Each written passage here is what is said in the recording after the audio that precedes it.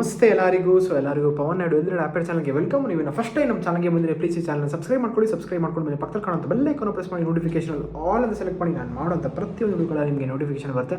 ಇವತ್ತು ನಿಮಗೋಸ್ಕರ ಅಂತ ಅಮೇಝಿಂಗ್ ಆಗಿರುವಂಥ ಒಂದು ವಿಡಿಯೋ ತಂದಿದ್ದೀನಿ. ಏನಪ್ಪ ಅಂತಂದರೆ ತುಂಬ ಜನ ಏನು ನ್ಯೂಟ್ರಿಷನ್ ಅಂದರೆ ಗೊತ್ತೇ ಇಲ್ಲ.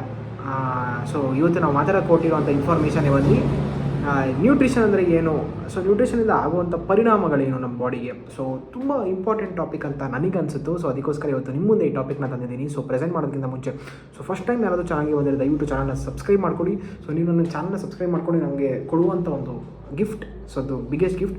ಆ್ಯಂಡ್ ಪ್ರತಿಯೊಂದು ವೀಡಿಯೋಸ್ಗೂ ನಿಮ್ಗೆ ಇಷ್ಟ ಆಗಿರೋ ದಯವಿಟ್ಟು ವೀಡಿಯೋಸ್ಗೆ ಲೈಕ್ ಮಾಡಿ. ಸೊ ದಟ್ ನೀವು ಎಷ್ಟು ವೀಡಿಯೋಸ್ನ ಲೈಕ್ ಮಾಡ್ತೀರಾ ನನ್ನ ಚಾನಲ್ ಅಷ್ಟೊಂದು ಜನಕ್ಕೆ ರೀಚ್ ಆಗುತ್ತೆ ಅಂತ ಹೇಳ್ತಾ ಈ ಟಾಪಿಕ್ನ ಕಂಟಿನ್ಯೂ ಮಾಡೋಣ. ಸೊ ತುಂಬ ಜನಕ್ಕೆ ಅರ್ಥ ಆಗಿಲ್ಲ ಇದುವರೆಗೂ ಕೂಡ ನ್ಯೂಟ್ರಿಷನ್ ಅಂದರೆ ಏನು ಅಂತ. ಸೊ ನ್ಯೂಟ್ರಿಷನ್ ಅಂದರೆ ಏನು ಅಂತ ಸ್ವಲ್ಪ ಜನಕ್ಕೆ ಮಾತ್ರ ಗೊತ್ತು. ಸ್ವಲ್ಪ ಜನಕ್ಕೆ ನ್ಯೂಟ್ರಿಷನ್ ಅದು ಏನಕ್ಕೆ ತೊಗೋಬೇಕು, ನಾವು ಅದು ವೇಸ್ಟು ಅಂತ ಅಂದ್ಕೊಂಡಿರ್ತಾರೆ. ಸೊ ಅದು ಹಂಗಲ್ಲ. ಸೊ ನ್ಯೂಟ್ರಿಷನ್ ಪ್ರತಿಯೊಂದು ಹ್ಯೂಮನ್ ಬೀಯಿಂಗ್ಸ್ಗೂ ಬೇಕು.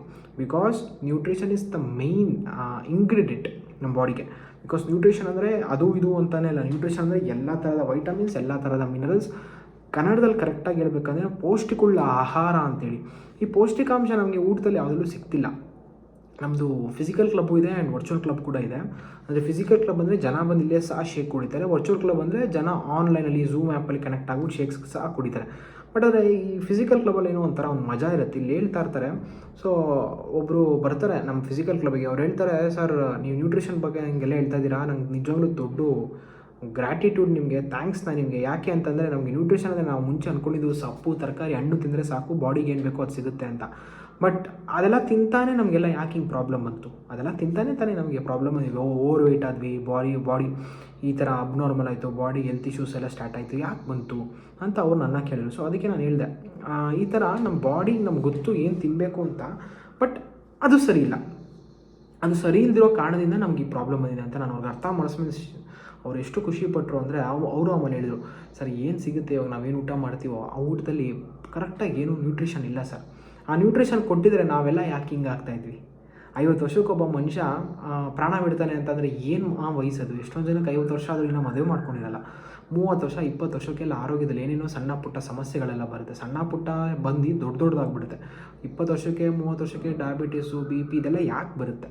ಸೊ ಇದೆಲ್ಲ ಬರಬೇಕಂತಂದರೆ ನಮ್ಮ ಬಾಡಿನ ನೀವು ಅರ್ಥ ಮಾಡ್ಕೊಳ್ಬೇಕು. ಯಾವ ಥರ ನಾವು ಕೆಡಿಸ್ಕೊಂಡಿರ್ತೀವಿ ಅಂದರೆ ಸ್ನೇಹಿತರೆ, ಸೊ ನಮ್ಮ ಬಾಡಿನ ಆ ಥರ ಕೆಡಿಸ್ಕೊಂಡಿರ್ತೀವಿ. ಬಾಡಿಗೆ ಏನು ಕೊಡಬೇಕು ಅಂತ ಗೊತ್ತಿರಲ್ಲ. ಬಟ್ ಪಾಪ ಬಾಡಿನ ಪ್ರಾಬ್ಲಮ್ ತಂದ್ಕೊಂಡಿರೋರ್ಗೂ ಸಹ ಗೊತ್ತಿರಲ್ಲ ನನ್ನ ಬಾಡಿ ಕೆಟ್ಟಿದೆ ಅಂತೇಳಿ. ಬಿಕಾಸ್ ಯಾಕೆ ಅಂತಂದರೆ ಅವ್ರು ಅಂದ್ಕೊಂಡಿರ್ತಾರೆ ಆ ಬಾಡಿ ನಾನು ಹೆಂಗೆ ನೋಡ್ಕೊಳ್ತಾ ಇದ್ದೀನೋ ನಾನು ತುಂಬ ಚೆನ್ನಾಗಿ ನೋಡ್ಕೊಳ್ತಾ ಇದ್ದೀನಿ.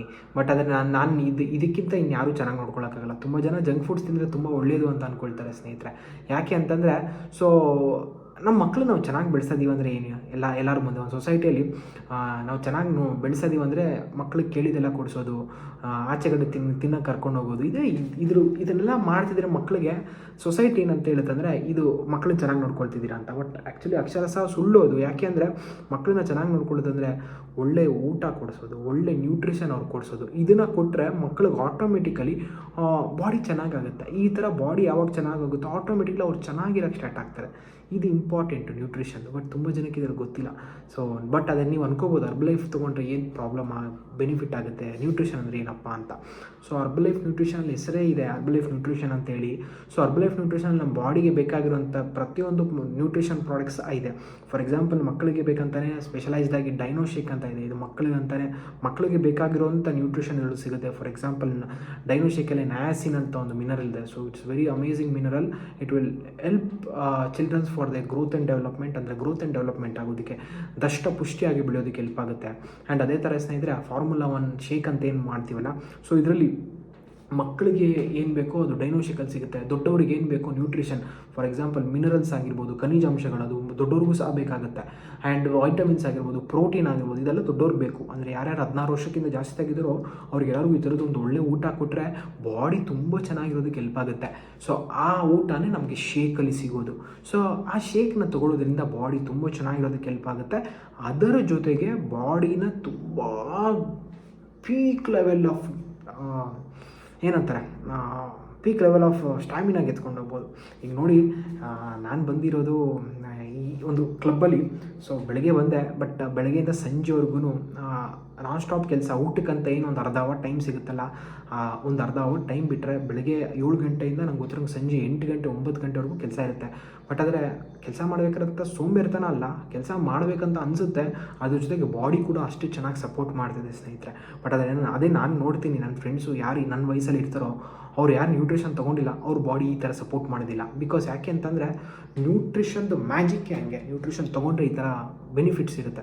ಸೊ ಇದೆಲ್ಲ ನ್ಯೂಟ್ರಿಷನ್ ಒಂದು ಉಪಯೋಗಗಳು ಅಂತ ನಾನು ತಿಳಿಸ್ಕೊಡ್ಬೋದು ನಿಮಗೆ. ಸೊ ನಾನು ಮಾಡಿರುವಂಥ ಇನ್ಫಾರ್ಮೇಟಿವ್ ವಿಡಿಯೋ ನಿಮಗೇನೋ ಇಷ್ಟ ಆಗಿದೆ, ದಯವಿಟ್ಟು ವಿಡಿಯೋನ ಲೈಕ್ ಮಾಡಿ.